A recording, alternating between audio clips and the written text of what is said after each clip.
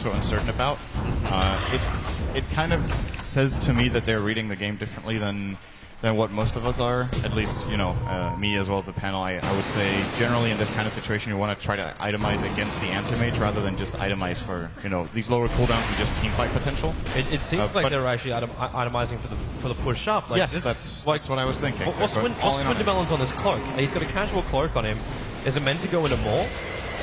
I think well, that's a good question. They might feel like they need a pipe to high ground. But now, let's look at the fight. There's going to be Clinks attacking into Sumail. 4 hits, going to be 5 to get the kill. But the epicenter from Universe runs over Complexity with the hand of God as well as the mech, repairing so much the damage. Now Fear join the fight. They will be able to curse up on the Clinks. They control him perfectly. Universe coming back in for another burrow strike, but he's looking for more. Misses on the burrow, but Fear still looking for his kills as Song of the Siren will stop this, actually allowing the send back. That was Mumienda who got back to base, but Z-Frig and Swindelmelons will not be so lucky. The Mana Void just ripping apart their life. A triple kill for Fear as evil geniuses. After pause number, I don't know however many, they were able to find a couple of kills. They kick back and they get a hell of a lot in this team fight. They're going to force at least one buyback as well. There's no way Complexity hold this with a Clockwork and a Tusk against the pushing speed that this anti-mage brings out right now. So I'm guessing they'll buy back the Quap. I was guessing Clinks, but looks like they'll prioritize saving Clinks' money for now and try to get him into another carry item so he can actually fight Fear. As he's currently being crested up by AOI. It is a problem that Complexity needs to address. Sonic Wave hits Universe, but Fear's going to work. He actually got a couple of bashes out there too. The snowball through from Fly, just buying some space apart from Swindelmelons. Not where he wants to be. He's point blank with Sumail, who Laguna blades him down. Also Tusker on the silencer. Now Clockwork will buy back. Hookshot is available. Doesn't have a clean line. Swindelmelons was in front of him as they Glimmercape. They need some exit kills to make this work. But really, can they even chase it? EG's already out. Complexity, so many buybacks, so much money down the drain. So what happened all in all here? They bought back Clock, Quab, they killed... Who did they kill in the fight in the middle? I think they found like one kill, or maybe two. They got Sumail. No, they didn't. That's right, because they just turned around and killed him. Did they get anything? I'm trying to remember. I think they might have killed PPD, but that would be all. No, he was alive as well. Yeah, he was sitting on the back. Like after they got the curse off on the Clinks, the fight was over. Oh yeah, Clinks got the first kill. He did kill Sumail, but Sumail had a lot of Bloodstone charges. Hence he came back instantly. Yeah. Now we make sense. Now we also like unpause our brains. Jumping after Sumail. Shadow Strike is dropping him low. The Sonic Wave will be committed, hitting both PPD as well as Sumail, but again, another good line strike array, but this won't stop the Clinks from getting both attacks, but PPD holds himself close and is able to survive. The hookshot also off target. Owie. Fancy footwork going left and right. Now that stun going to stop Mumienda from actually TPing out. This doesn't allow him to come back while Fear attacking the base of Complexity. They're losing their bottom racks. Mumienda, he is going to go down. They just focus him. At the same time, Clinks gets back in on the lead. They still haven't killed off this Clockwork. The Hand of God now going to work. Owie will ensnare. And Mumienda, he survived for a very, very long time, but how much longer can he really be here? The illusions are killing him. They Glimmercape him up. Where's your vision? It is going to be there as the Burrow Strike from Universe does kick in, but he's force-staffed away from the Clinks. Sandstorming to avoid the last attack as well. How much damage was done on bottom? A lot. The melee ranked is gone for Complexity. Yeah, Fear is playing it safe here. I think he might even have had a shot at killing Swindelmelons, which would have given him the barracks, the ranged barracks, as well as even an attempt at maybe going for pressure mid or forcing rotations back earlier from Complexity here. But Queen of Pain pretty much used her entire mana pool, which is about 2,000, so Anti-Mage's ultimate hurts a hell of a lot. But Fear plays it safe. It doesn't overextend. It could have backfired with some sort of rotation there, and he just... Oh, hello. Fear thought he could just slip it and take out Roshan, but Clinks having a closer look at the action, and Fear trying to go back into it again. Having this full Abyssal Blade has got so much damage. The Sigil as well is trying to have a bit of a peek for Tusker. And you'll see PPD inside the pit, but it looks like Fear's just had enough for the moment. Goes up, farms at the Ancients. He could return. What an annoying Sigil. PPD keeps trying to find it. Now he finally wards and it disappears at the same time.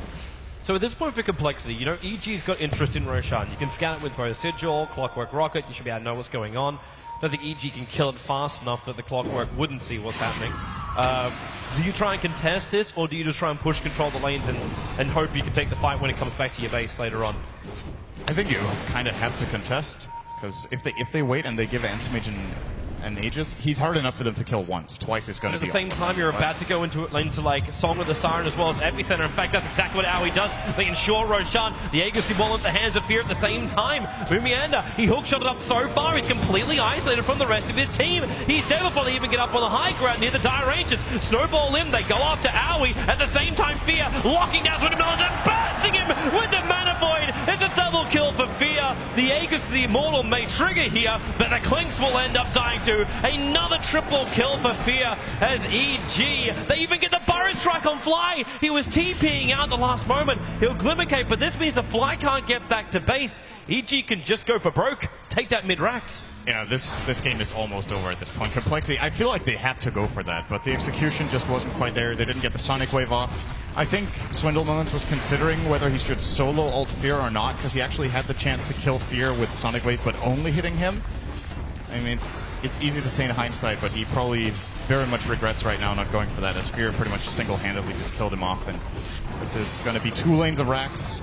They could even look for tier 4s. They're 5-on-4. They know Queen of Pain doesn't have buyback, so... Just give it a crack. That's all they can really do right now. Complexity, point blank smoke, and Fear. Well, he gets attacked a little bit, and they do back out a little. But at the same time, EG, if Complexity chase this too far, they'll just turn and burst. At the same time, Fly walking straight past the EG lineup. Yeah, they've had enough. They're getting the next items up. A full Aghanim set to now afforded up for Sumail. Yeah, this is an issue for Clinks, to say the least. This Axol takes more than half his health when he doesn't have Death Pact activated. I guess he just Death Pact again, so we'll... I'm guessing, what's his health at? 1929? It's about half. So just a couple of swings from Fear with the Abyssal and then the Laguna and he's dead.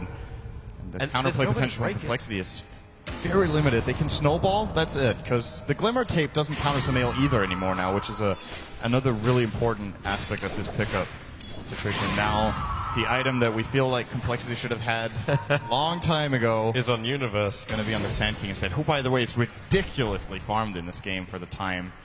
He has a Blink, Veil, Force Staff, Hex, Tranquils, minute 38. He's the fourth highest net worth on the map. That's just what happens when you get 2 lanes of racks. It's so much gold. It's such a crazy combo too, because like not very rarely, we've actually been seeing more of it at TI5. But the Veil of Discord being picked up for him at the start. That epicenter of his, he's got 13 assists. Every time he jumps in Universe, he's fighting multiple heroes with it. And just letting EG get control of the fight, even if you do get the mech as well as the hook shot, mech as well as the hand got off, the damage now isn't going to be repaired. And with extra control, the clinks can be done. And even the Queen of Pain, no BKB. Whenever he jumps in, he will always be able to lock down Swindelmelons, which means Anti-Mage can go on, deal with other heroes if he needs to. As now, this almost looks like a bit of a throw all the cards in a pot and hope you pick up the ace play for Complexity. It's the only thing they can do now. If they sit back and wait in their base, they're just giving EG full map control and they'll just push down and take the tier 2. They can just play at whatever pace they want. They could even wait for the next Roshan, which should be theirs at that point in time. But yeah, Complexity are not really going to find anything here. And EG are looking for the same kind of play, but they're on opposite sides of the map, so... EG will just take the tier 2 tower. Remember, this is all they've got to do to win the game. Like, get up into the Megas, and then majority of it, the creep wave will take care of. Fear's also finished up a full Monkey King bar, so he is... I'm not going to say 6-slotted, but he is exactly where you'd want to be as an Anti-Mage 40 minutes into this game. But now... He realizes the crest is like the only issue right now. And itemizes against it. I think this is the correct pickup this time around. He doesn't need defensive items right now, because the way Complexity has itemized, they're not threatening him that much. Yep. He can do whatever he wants, really. This is like pretty much the most glass cannon build you will ever see on an Anti-Mage. He does not have a BKB, a heart, or a butterfly in a 6-item build. This is very unusual. But he can get away with it. Yes, that's the whole point. He can get away with it. Even should they catch him, they still have Cold Embrace, they still have Glimmer Capes, Force Staff on Sand King, Song of the Siren.